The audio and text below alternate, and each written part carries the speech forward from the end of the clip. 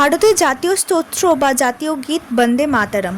ঊনবিংশ শতকে প্রখ্যাত বাঙালি সাহিত্যিক বঙ্কিমচন্দ্র চট্টোপাধ্যায় 1875 সাল নাগাদ এই কালজয়ী গানটি রচনা করেন, যা পরবর্তীতে 1882 সালে তার বিখ্যাত উপন্যাস আনন্দমঠে অন্তর্ভুক্ত হয়। ভারতের স্বাধীনতা সংগ্রামে এই গানটি বিপ্লবীদের প্রধান অনুপ্রেরণা এবং আন্দোলনের মূল রণধ্বনিতে পরিণত হয়েছিল। গত বছর অর্থাৎ 2025 সালে 7 নভেম্বর গানটি 150 বছর পূর্ণ করেছে এবং দেশ জুড়ে এর 150তম বর্ষপূর্তি উদযাপন শুরু হয়েছে, যা চলতি বছরে 2026 সালে নভেম্বর পর্যন্ত চলবে। এই উপলক্ষে দমদম রবীন্দ্র মহাবিদ্যালয় একটি আলোচনা সভার আয়োজন করেছিল। এই অনুষ্ঠানে আমন্ত্রিত বক্তা হিসেবে উপস্থিত ছিলেন যোগেশচন্দ্র চৌধুরী মহাবিদ্যালয়ের অধ্যক্ষ ডক্টর পঙ্কজ রায়। কলেজের পক্ষ থেকে কলেজের অধ্যক্ষ ডক্টর অরিজিৎ সাহা পঙ্কজ রায়কে বরণ করে নেন। ডক্টর পঙ্কজ রায় তার বক্তব্যে বন্দে মাতরমের তাৎপর্য আলোচনা করেন। ঋষি অরবিন্দ বলছেন দ্য রিলিজিয়ন অফ পেট্রিয়টিজম। আমাদের এই স্বাধীনতার বিনয় কুমার সরকার প্রাবন্ধিক, তিনি বলছেন যে স্বদেশ পূজা প্রবর্তক বঙ্কিম নবীন আধ্যাত্ম জীবনের ভগীরথ।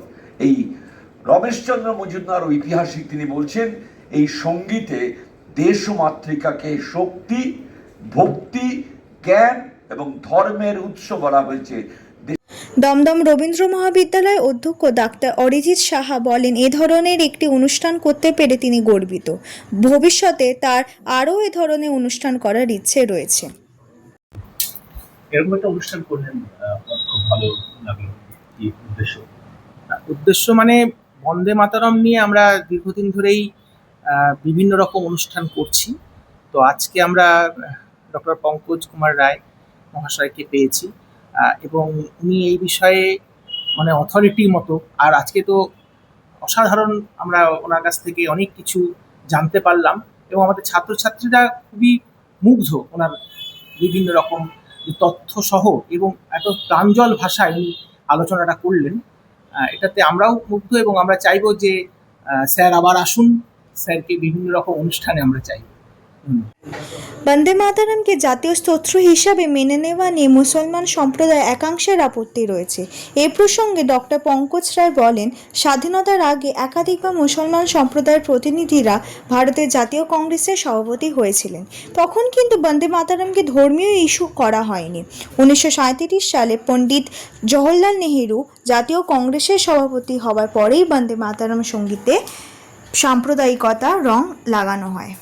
মনে রাখতে হবে যে স্বাধীনতার প্রথম কংগ্রেস প্রতিষ্ঠার প্রথম 50 বছরে 14 জন বাঙালি জাতীয় কংগ্রেসের সভাপতি হয়েছিলেন এবং অন্যদিকে জাতীয় কংগ্রেসের বলা যেতে পারে 6 জন সভাপতি হয়েছিলেন 1937 সাল পর্যন্ত জন্মলগ্ন থেকে।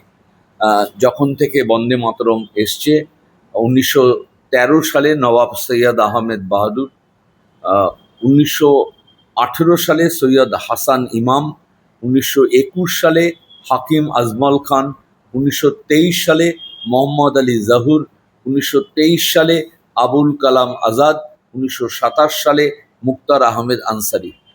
তারা কিন্তু সভাপতি থাকা অবস্থায় বন্দে মাতরম সম্পূর্ণ কংগ্রেস অধিবেশনে গাওয়া হতো। 1929 সালে জওহরলাল নেহেরু প্রথম সভাপতি হন, তখনও গাওয়া হয়েছে। 1930-এ জওহরলাল নেহেরু সভাপতি, তখনও গাওয়া হয়েছে। বিতর্ক শুরু হয়েছে জওহরলাল নেহেরু যখন সভাপতি 1937 সালে, তখন এটাকে সাম্প্রদায়িকতা, দুটি শব্দ, মূলত দুর্গা এবং কমলা, এই শব্দ দুটির হিন্দু দেবদেবীর নাম থাকার কারণে একে সাম্প্রদায়িকতার দোষে দুষ্ট বা রাঙিয়ে দেওয়ার চেষ্টা হয়েছিল। সমবেত কণ্ঠে জাতীয় সঙ্গীতের মাধ্যমে অনুষ্ঠানের সমাপ্তি হয়।